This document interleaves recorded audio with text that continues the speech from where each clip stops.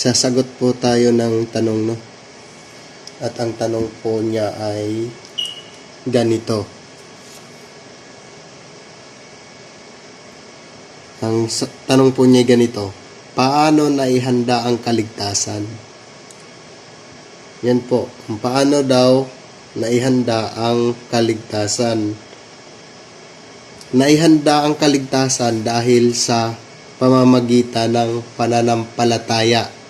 Yan po ay nababasa natin sa unang Pedro, Kapitulo 1, verse 5. Ganito po ang nakasulat.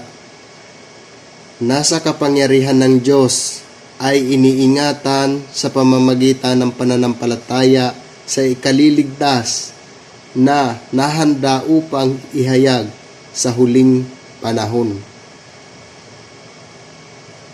Ang tanong, paano naihanda ang kaligtasan? Ang sagot, naihanda ang kaligtasan